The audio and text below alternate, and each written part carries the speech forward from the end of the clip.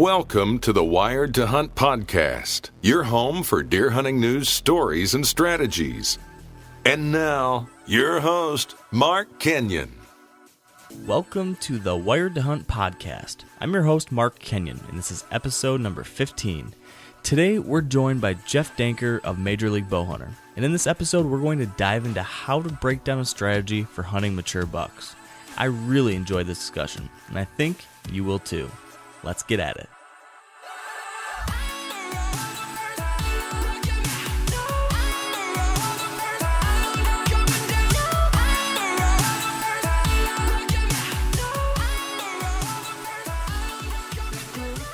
All right, welcome to the Wired to Hunt podcast. Here with me is my co-host, Dan Johnson, and also our special guest today, Jeff Danker of Major League Bowhunter.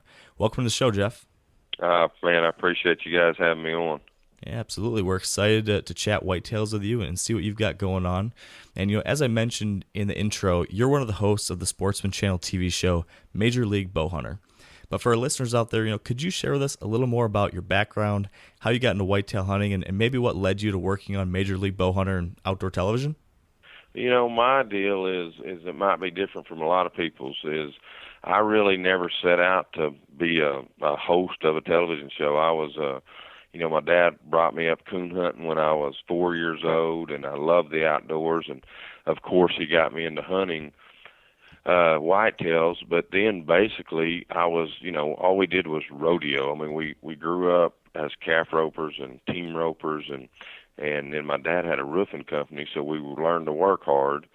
And man, I was just, as I got older, I was still hunting, and how I got in the hunting industry, old guy called me up in Oklahoma City and said, "Hey, I got this local hunting show. Would you want to go to work for me?" And I was like, "No, I really don't. I'm content where I'm at. I'm rodeoing anytime I want. I'm working for my dad." And long story short, he said, "Well, I tell you what," he said, "I know you're killing some good bucks." He said, "If you would go to work for me, I'd give you a percentage." And he said, "I will pay for all your hunts." I was like, "Well, dang, why didn't you say that from the start?" And so anyway, I met with this guy, and he gave me a camera, and he gave me one of them big old cameras back in the day. I didn't know nothing about it, and he said, "Just point it and shoot," which is absolutely wrong. We all know, but right.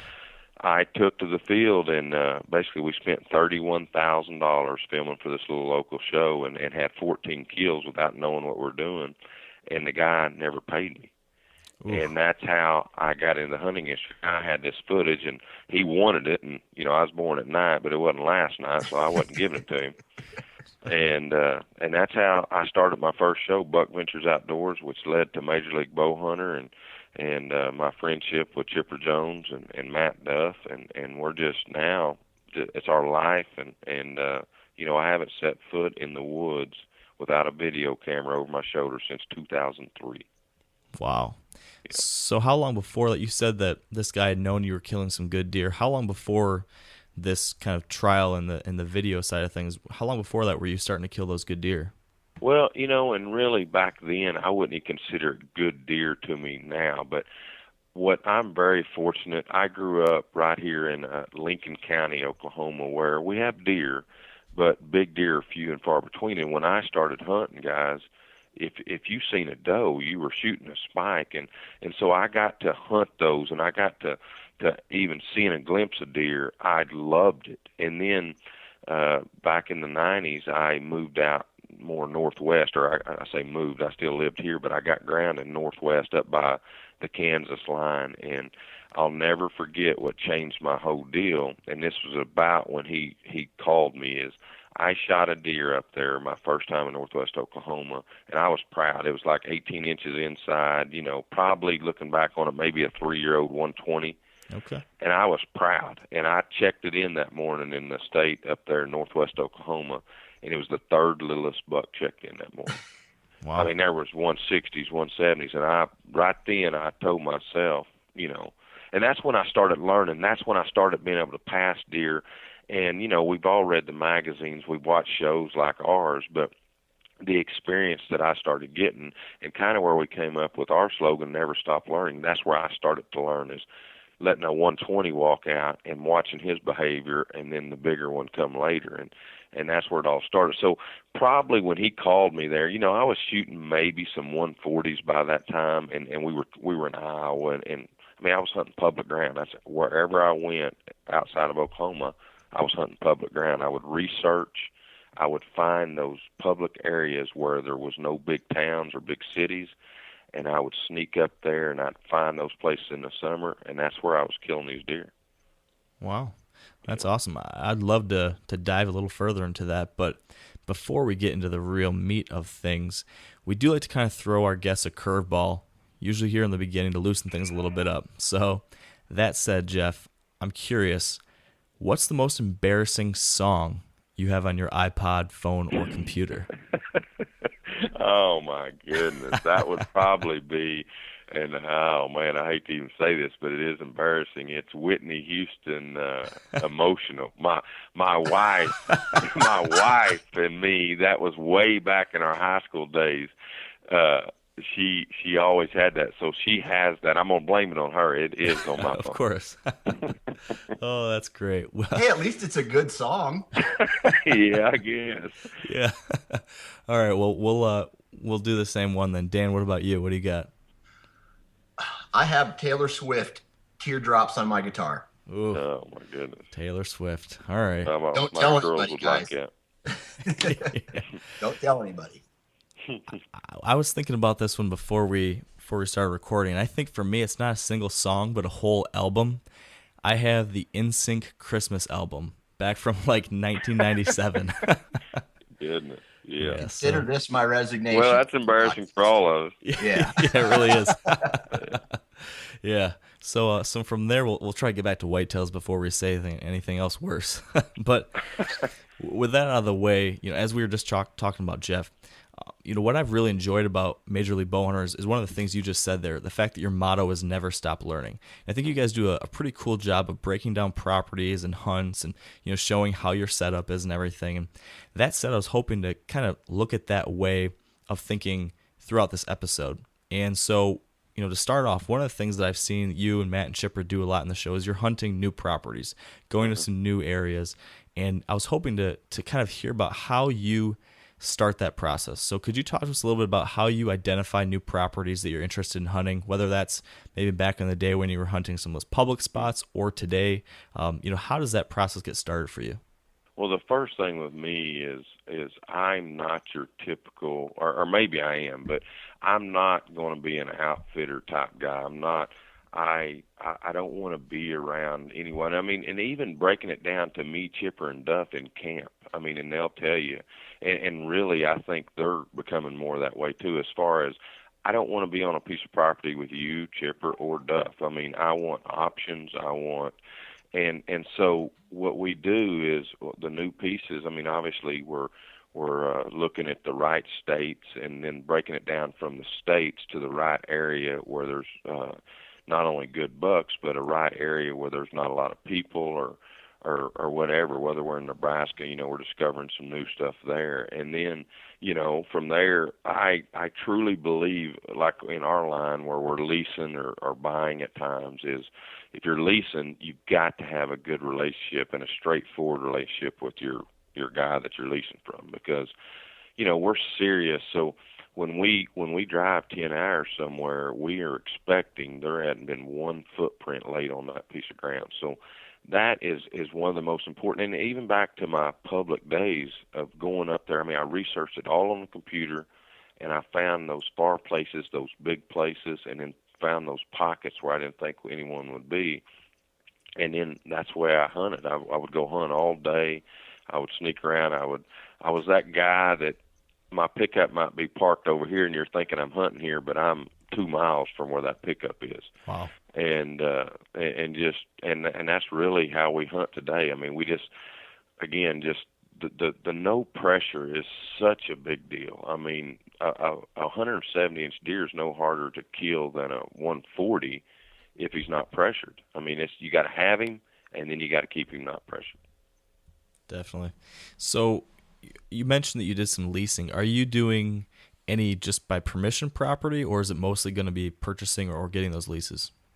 Well, we get all kinds of requests for, people when they find out we're going to go hunt somewhere. So we have a lot of people that say, man, you can come hunt my farm. And so we have taken a few of those opportunities, and we're real careful in making sure that, again, that it's legit, it's a deal. I mean, I always tell people this. I mean, I always say, listen, I'm a big old baby. I tell them that straight up. I don't hunt after no one.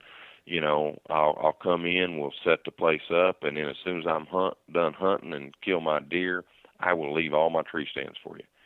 So that's where we're careful. But I did that in Iowa last year. I went to 240 acres in Iowa, and a guy said, I'll let you hunt. And I told him my deal, and he said, okay, we won't step foot on it. Here's a house you can stay on.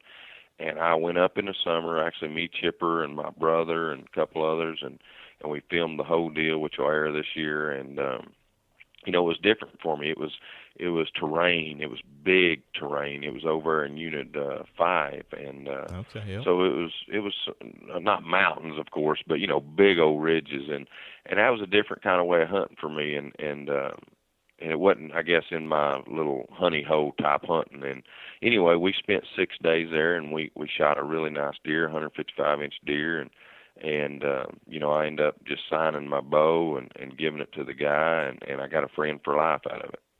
Very cool. Yeah. So I guess now, let's say in that type of situation, let's say you found this spot, whether it be that one in Iowa or maybe you're looking in Nebraska, you've picked out a property that you're going to hunt. How do you start that process of scouting? Is that something you're doing all through the summer, or do you, since you're hunting in a number of different places, are you doing your scouting and prep maybe right before the hunt? What does that look like for you?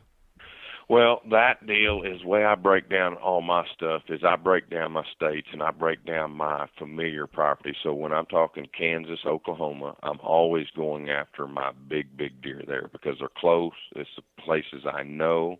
And then Iowa is another one. It's a place now that I know more. But so I got about 3 or 4 that I'm going after big deer because I'm running all these trail cameras. And then there's a few other ones, like, obviously when I go to Alberta or North Dakota, that is going to be more getting there a couple of days early, glassing, trying to find those deer, and then hanging on the fly.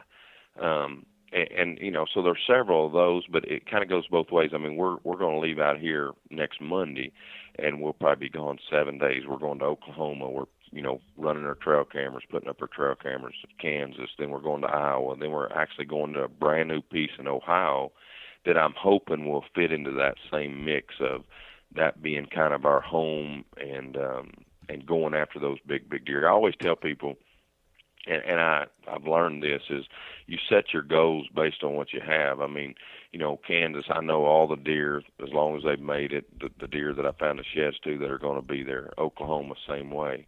But when I go to Alberta, I'm not going to put a number on the deer that I'm going to shoot before I leave. I'm going to get there. We're going to scout a couple of days, and I do set a goal from there. But I don't set my goal too early on those kind of places. Now, Oklahoma, I'll tell you, I probably won't shoot nothing this year because of the kind of deer I have on it, unless he's 165-inch deer. Wow. Okay. Interesting. With all that travel that you guys are doing, how do you spend your time? I mean, if let's say there's a nocturnal buck in Iowa, and but he's big enough to keep you staying, as opposed to you've traveled all the way out even to Ohio or North Dakota, or even Alberta. Those are longer trips, and it starts to get slow. Are you guys pretty aggressive and make some aggressive moves, or do you just pack up and head out? Well, to the next day? That's a great point, because I mean, everybody always, and what you see on the show a lot of times is we're always making decisions on what stand to go to, what wind to play, or whatever. But some of the most important decisions we'll make all year are just what you're talking about. So I have one hunt booked that I have to be there. I mean, I know I'm going to be there September 2nd to September 13th, and that's Alberta, Canada. So every one of them other ones, guys, if it starts to get slow and I'm seeing the weather's cold in Kentucky, I'm leaving. I think that's a lot of a gut deal. Now, I've gotten stuck in places before, but mainly we're not set to be nowhere. We're not the like Michael Waddell. I mean, his hunts are booked right now. He knows where he's going to be. Well, we're not that way. We're, obviously, I'm going to try to be when I get back from Alberta, I'm going to try to be in Kansas the day it opens, September 17th, because I got a really big deer there. But if I go along there and it ain't happening and I can't see that it's going to, we're going to either bail and go to a different place, or, I got 2 little girls at home. I'm going to spend every ounce at my house with my girls when it's no good. I'm not just going to bang my head against the wall. So, and that's how we all are. We're not that typical TV show that's got all these bookings and we have to be there. And the big thing there too is we lease or own pretty much every piece of ground, other than we have an Iowa and a Kentucky where people let us hunt, but other than that, we can go anywhere we want just based on our gut and the weather. That's a nice situation to be in, for sure. Yeah. So how many states this year? I think you've mentioned a handful, but I'm not sure if it was last year or this year. How many states do you think that you will be hunting this year? Well, me and Chipper and Duff, we sit down every year and we tell ourselves that we need 10 possibilities apiece with this bow and arrow, because if you can go out and kill 3 to 4 mature bucks with your bow every year, you're having a great year. So we have 10 possibilities apiece. This year mine include Alberta, 2 in Nebraska, 2 in Oklahoma, 1 in Kansas, 1 in Missouri, 1 in Ohio, and then I'm putting in for governor's tag in Iowa. And then we have what we call our lean-to places. We have a really nice place in Arkansas that Duff hunted last year.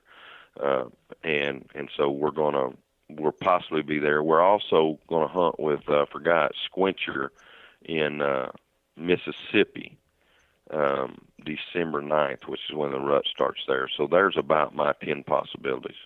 Nice. Sounds like a pretty fun possibilities for fall. Yeah, right. Definitely.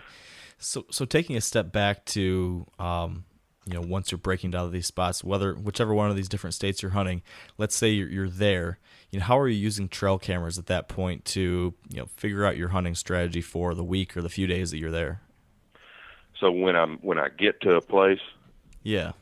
Well, I mean, the biggest thing with trail cameras to me is they are the most revolutionary type tool that we have today, but I'm as guilty as anyone in the past. You've got to be so careful of going in and out with them and getting them. So right now what we'll do is we'll put out all these trail cameras on what we call our home places that I've mentioned, and they're just inventory cameras. They're not in that good-looking place where you want to hang a stand. They're in big bulk feeders, and so we're just checking the inventory so to allow us to know what's there, what's really blew up, and then from there, when I get to a place, it's all going to matter at the time. If I get to a place and it's early, then I'm still going to be so careful. If I take one in that is close to one of my sets, I'm still going to be doing inventory type deals. But if it's rut, then I'm going to be more aggressive. I'm still going to go check that camera with the right wind, but I'm going to be more aggressive. I'm going to take it in and what we call kind of like speed scouting during the day, and I can get by with more. That buck's not so sensitive, so we're still using the trail cameras then, but the biggest thing, I am real careful with the trail cameras. They help us tremendously, but if you're in and out of your honey hole spots, big boy's going to get onto you really fast. Yeah, it's definitely one of those catch-22s. Like you said, so many people get overexcited about them and want to check them all the time or aren't careful. So, yeah, that's something you definitely have to think about. Right. And, one other thing I'm curious about, how often typically are you checking those cameras? And, is there a certain area that you'll never go into to push a camera into? Are you always keeping them outside of a bedding area, or will you ever, like you mentioned, get more aggressive and push them into different spots? Right. Well, and yeah, I mean, obviously the year and the time, but like September, I truly believe that you only get 1 to 2 mistakes with big deer. I mean, I'll just bring up Kansas.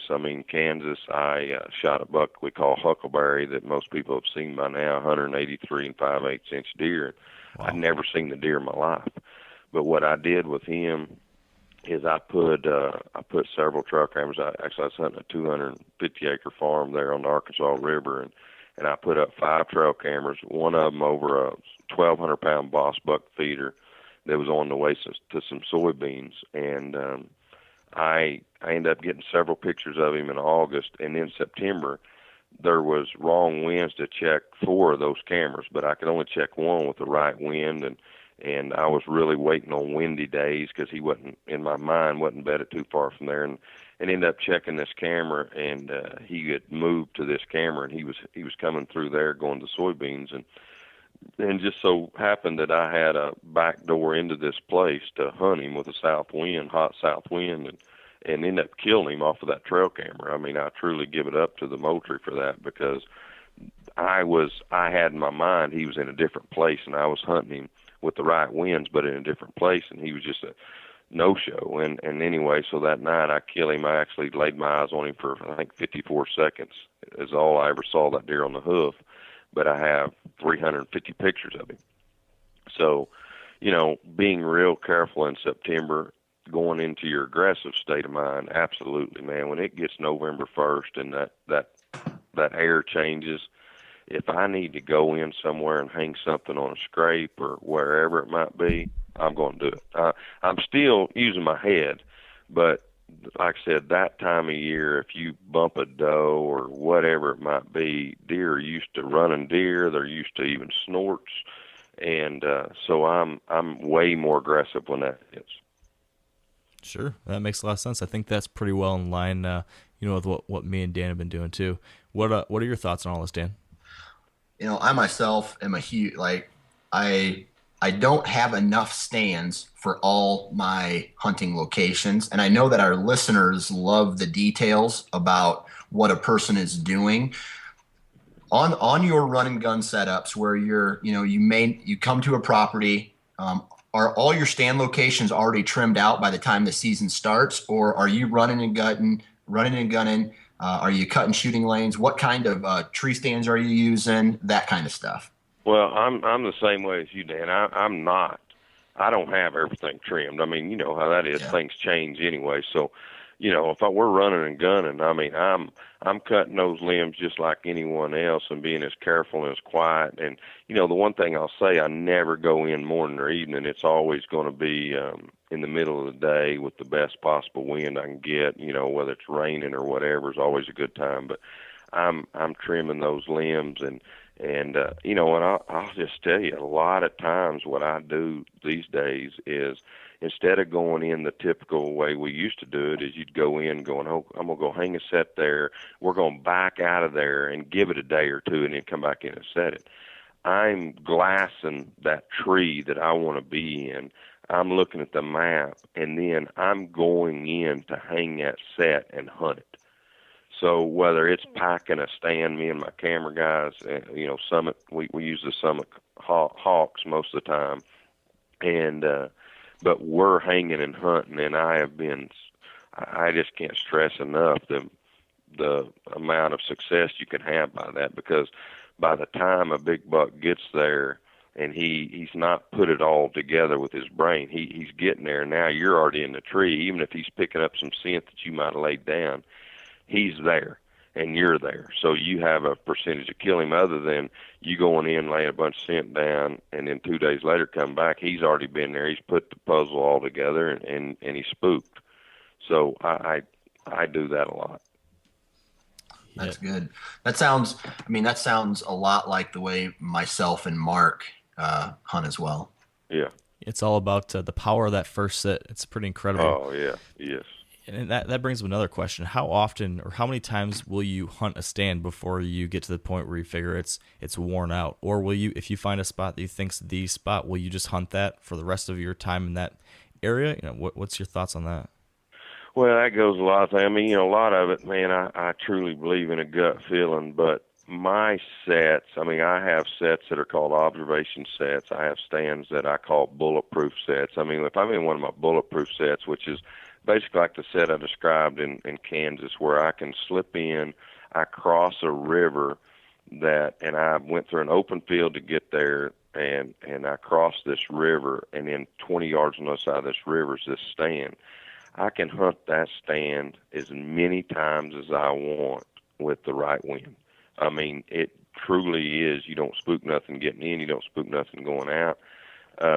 So as long as I got that right wind, I'm good to go. So, and, you know, there's others, like I said, I think I go on gut a lot. I mean, I'm studying a map just like I'm sure you guys do, especially when you get into that state of confusion. You know, I know for the listeners, you know, everybody gets jacked up. You're ready to go hunt, and then, boy, all of a sudden you're in the hunt 3 days, and all this daydreaming that you've done over the last month ain't happening. So it creates this state of confusion for all of us hunters. And that's where guys just got to go back to the map, got to keep that positive attitude. And, you know, you just put your best foot forward. And when I say that, always have the wind.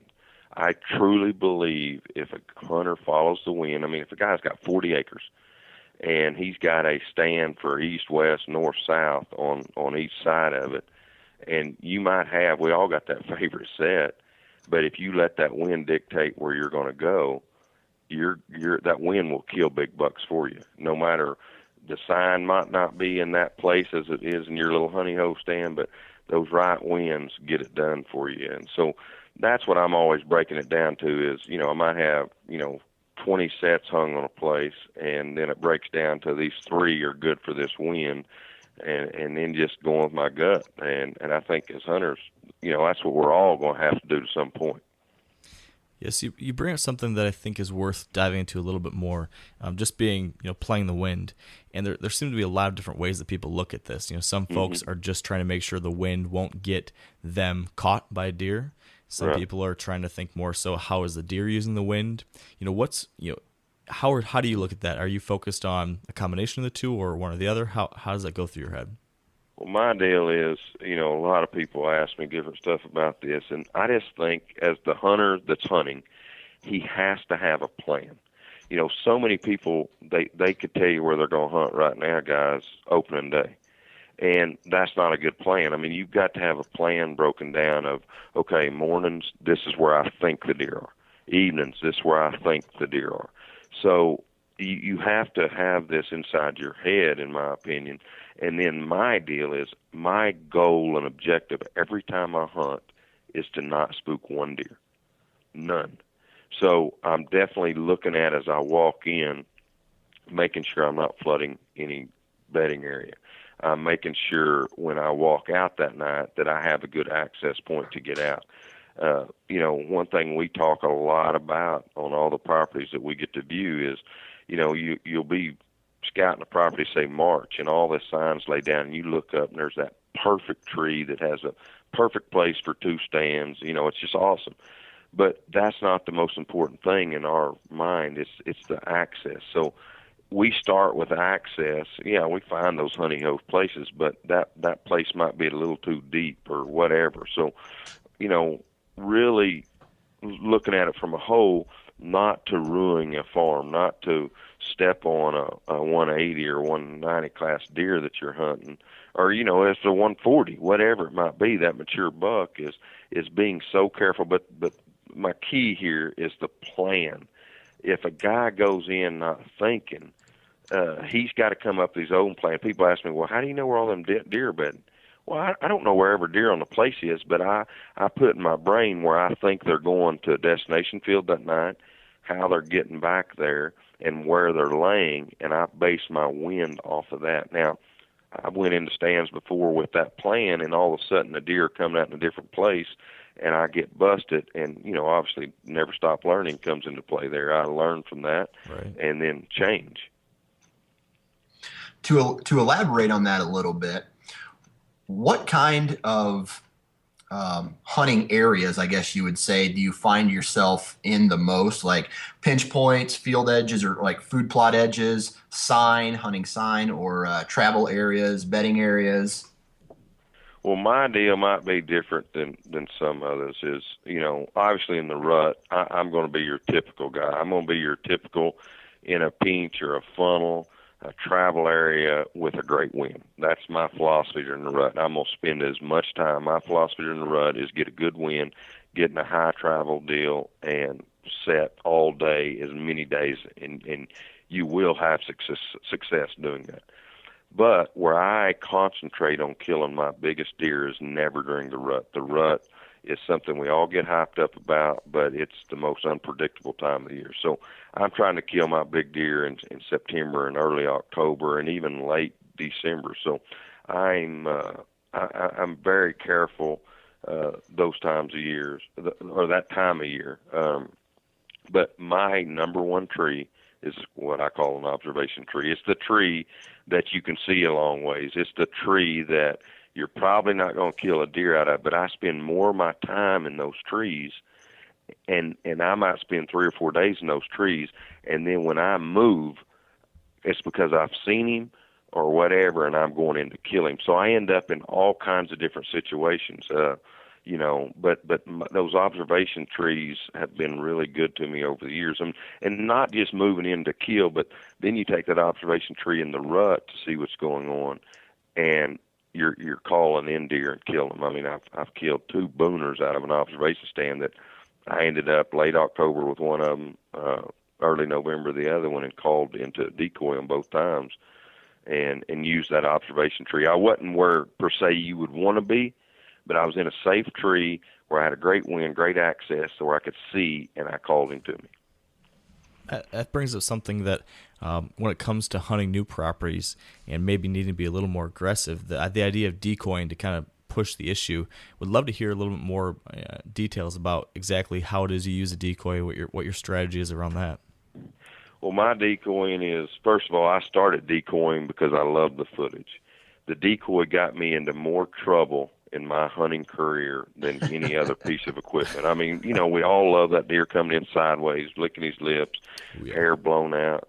And so my biggest deal to anybody, from my experience, is be careful when you use it. I mean, basically pre-rut, when the bucks are by themselves, is a great time, but you just have to be careful that they're not still bastard up. And the way I use them, everybody sees it, turn back to the hunter. They walk out there 25 yards, and they point it back to the tree with the ears back. And I absolutely disagree with that 100%. The way I've killed all my bucks is I take the decoy, and again, my big theme, anybody that talks to me, I'm real careful. I don't want to spook nothing. So I take the decoy 5 to 7 yards from the bottom of my tree, and I face it away from me.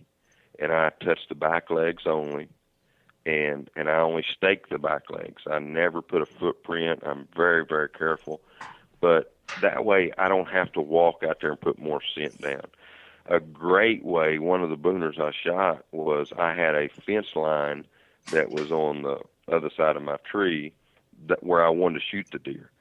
But I walked up that fence line, which is about 5 to 7 yards from the bottom of my tree. I reached over with the decoy, and I do this every year. I've killed lots of bucks this way, but I stay on my side of the fence, and then I stake his back legs down right on the other side of the fence, and put his ears back, and then climb in that tree. And again, it's a barrier that they can't get my scent, because you guys have used them.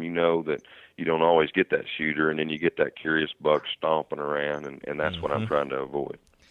Yeah, that's definitely the curse of decoys is when that happens. Yes. Well, that's awesome. That's a pretty interesting idea that goes, like you said, counter to what a lot of people says, but it makes a lot of sense. So. Well, and the other big thing I just want to touch on, because I think it's the most important part of decoying, is there's a time, and you guys know the time, when all of a sudden the deer are disappeared. It usually happens around November 7th through somewhere around 15th, where the does, the button bucks, everything have been harassed so much because every buck in the woods is, looking for a girlfriend.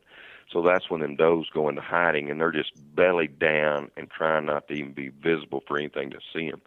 Well, that is the best time to decoy, because then you're not having to deal with the old doe that's blowing at your decoy for 40 minutes because they're all hidden away.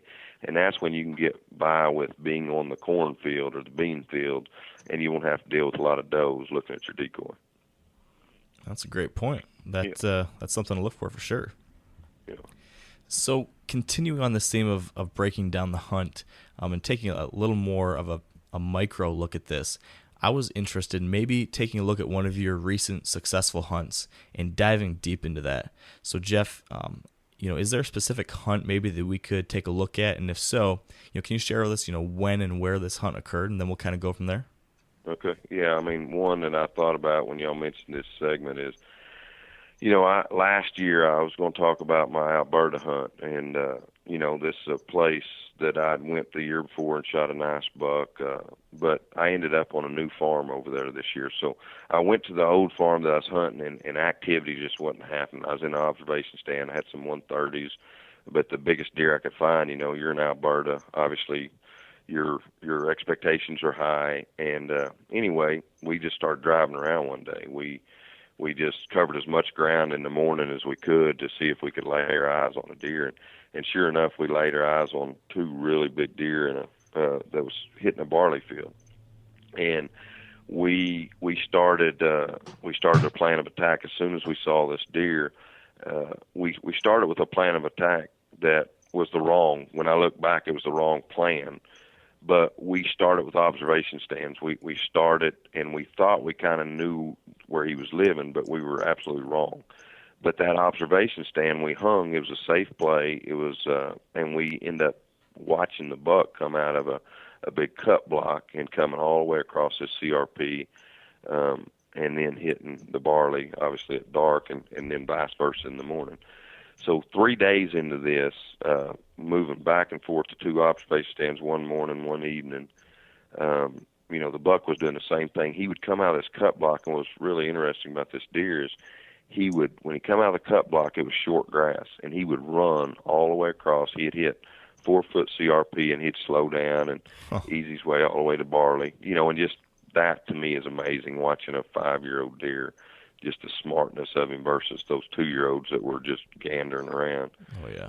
And so anyway, the next play, we were actually looking to the north out of this set, and he was coming out of the northeast way over there, probably 700 yards. So instead of, I couldn't pinpoint where he was coming out of this cut block. So I told my camera guy, I was like, listen, Brandon, we're going to go in, we're going to set up on the north side of that field. And, it looked like he was probably paralleling this tree row that was on the north side of it, maybe 150 yards. And, my camera guy's like, dude, we ain't going to kill him here. I said, no, we ain't going to try to kill him. We're going to go tonight, and we're going to watch him go by us. And when he comes by us, we're going to let him get long gone, and then we're going to pinpoint right where he came out, and we're going to take this stand down. We're going to take a circle inside the woods so we don't put any prints down, and we're going to hang this set. And we had a back door out. So that's exactly what I did. I went in, and we hung that set. The problem was it all sounds good up to now, but he never showed. We had this whole plan together, and he didn't show. And so my camera guy was getting ready. I'm like, dude, we're staying. I don't care how long it takes. We're sitting here. So I crawled down out of my tree. I got to the bottom of my tree in this tree row. That way I could skyline more. And anyway, an hour and 20 minutes after daylight, I glass him and watch him go across. And so we give him another 30 minutes, and then we pulled that set, had that ear marked right where he came out, and we hung that set in the dark. Got back about midnight that night, and then we slipped in that back door and got in that tree. And you guys, I'm sure you've hung sets at dark. So you're always hanging that set at dark, and you wake up the next morning in it, and it's not what you thought, or you forgot to trim this limb in the dark. So true. Well, this was the one time, guys, no joke, when it broke daylight, I was like, oh my gosh, we couldn't have hung it any better in the summertime. And anyway, long story short, the buck that I was hunting didn't come, but a bigger deer came right down that same deal, coming back from that barley. And I get the deer shot at 15 steps. That's actually the episode that aired last Friday night. But anyway, that scenario was it's just the perfect plan of attack for especially early and really late season hunting, that where you're patterning those deer. Wow. Yeah, that sounds like it was a heck of a plan, and how you were able to adapt and and adjust. Oh, that's pretty interesting. What do you think about that, Dan? I love how there's that's being aggressive, and I love it because that's the way that I hunt as well. In 2012, the buck that I shot, I think within maybe a 40 or 20 or 40 or 30 kind of square area, a 30 or 40 acre area, I probably changed tree stands maybe, maybe 10 times in that small amount, and maybe, maybe even a 7-day period. And I finally got the buck, but what people don't realize is you got to make the move if you want to kill a deer. You sit in the same tree stand for 7 days in a row, and you keep watching deer go by you in a different area. If you're not moving, it's your own fault. Yes, exactly right. Well, I think, guys, that's how we all grew up. I mean, I remember I grew up, and my dad and them, they always said, man, just put your time in, just stay there. And they didn't play the wind back then. They just went to this tree. And really everyone I grew up around, that's the way they did. They all had their tree or their spot, and that's where they camped out. And it was just, if you put your time in, they felt like they were going to kill a deer. Well, to me, hunting has evolved, especially if you're going after a mature buck or you're wanting to kill a bigger deer. You have to adjust. And just like you said, Dan, you have to make it happen. I mean, we call it going in to kill. I mean, a lot of times Chipper and Duff will ask me, they'll say, listen, you going to kill him tonight? I'll be, nope, I'm going in.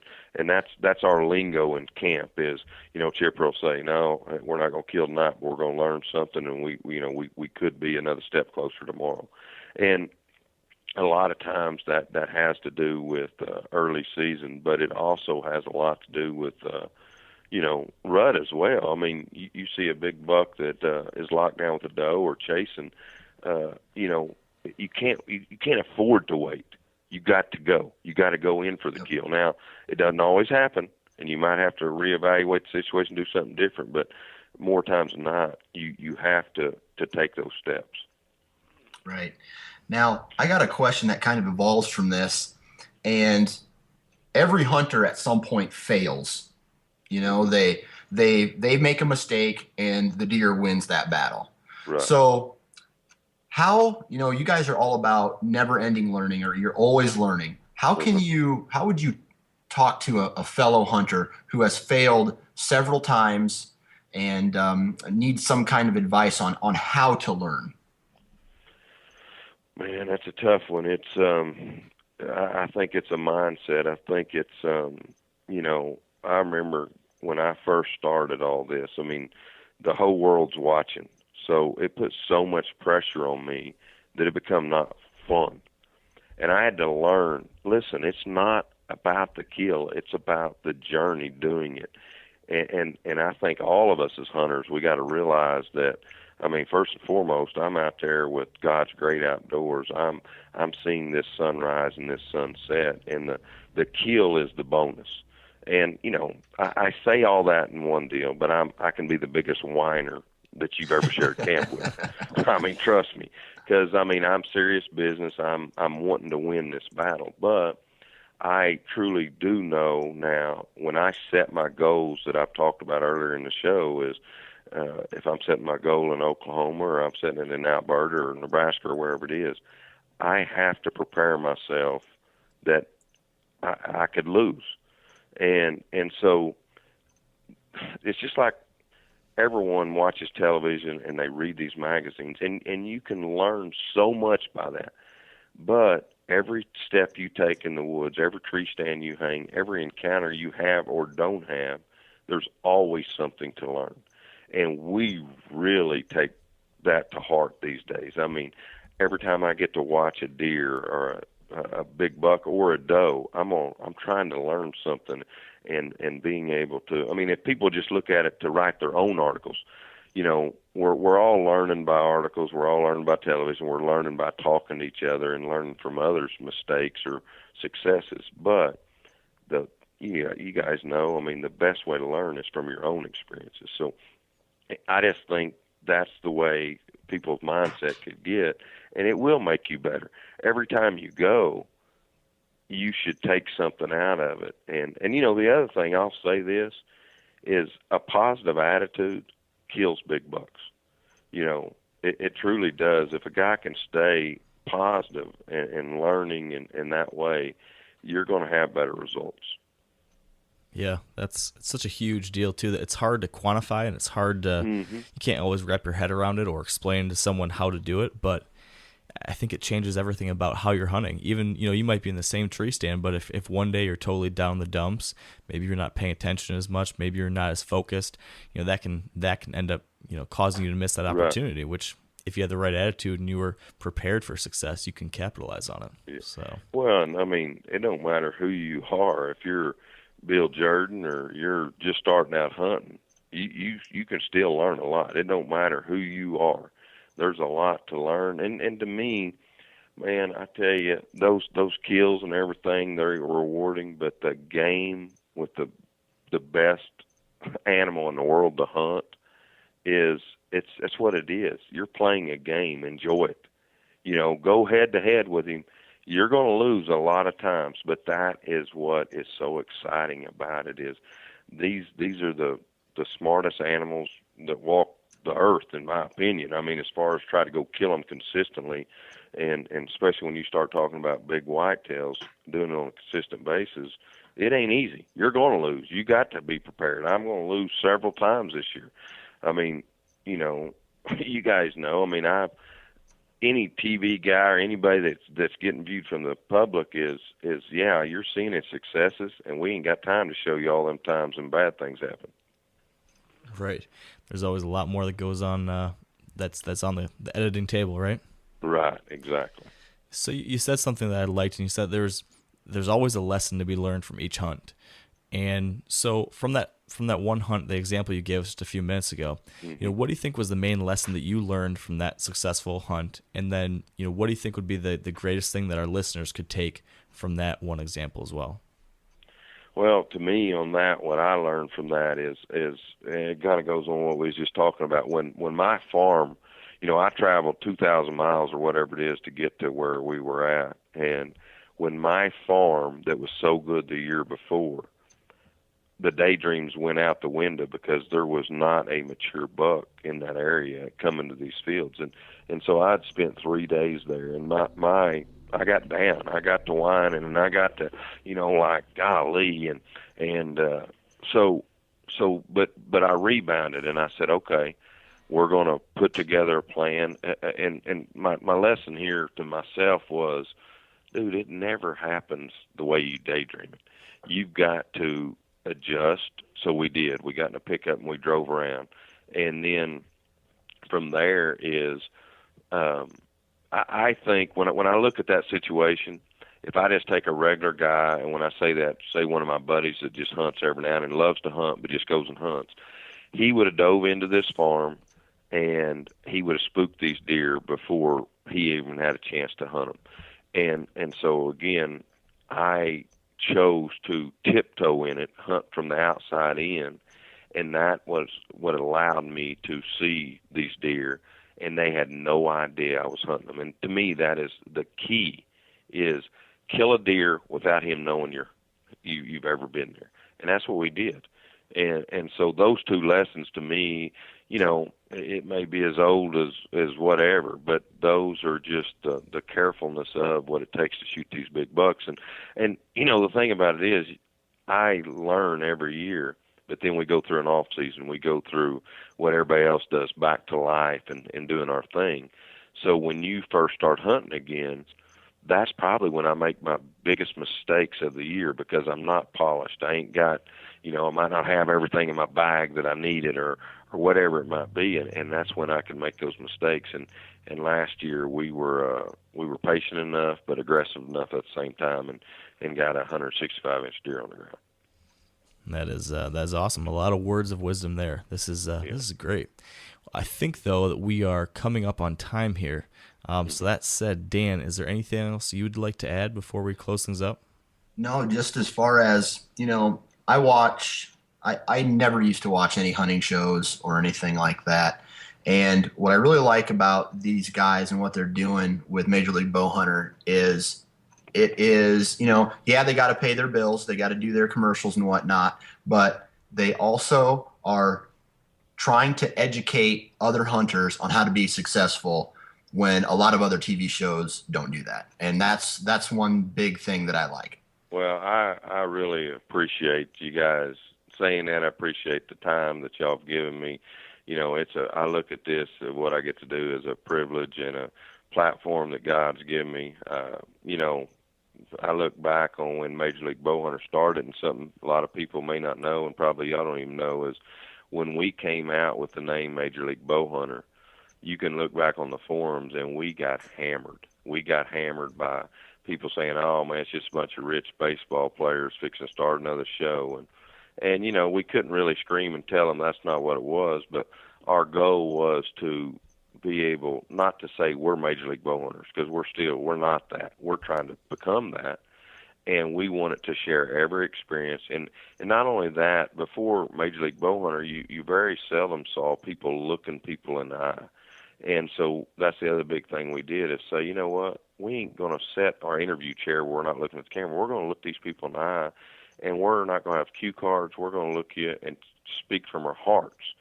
And I think that is the connection that we've had, because we're all hunters. We're all in this together, and we're going to stay humble, and we're going to do what we love. Now, we're not going to apologize for having good ground or working our tails end off to have good ground, but like I said, I think that was the big difference for us.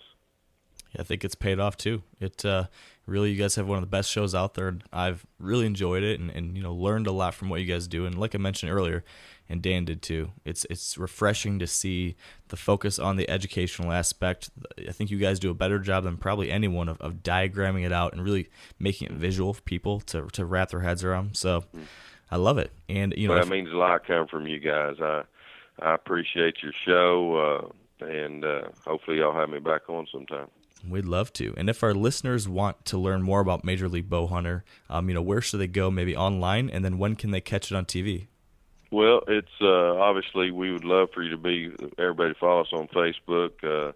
Our website is got some cool stuff on there. Obviously, that's where you can buy a lot of the apparel. And then our big air time is every Tuesday night. I think we're 7:30 Eastern and 9:30 Eastern. We have that's the Realtree hunting block and hunting camp block.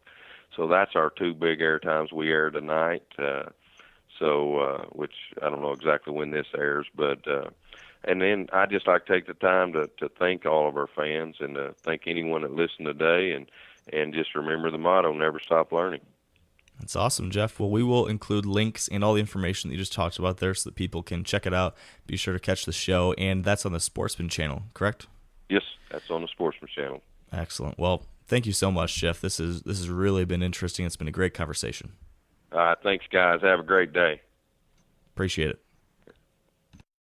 Well, I thought that was pretty great, and hope you did too. And that will wrap things up for us here today on the Wired Hunt podcast. So thank you so much for joining us. As always, if you enjoyed the show today, we would really appreciate it if you could leave a rating or review on iTunes. And even if you didn't enjoy it, we'd still love to hear your feedback. Thank you in advance for taking the time to do that.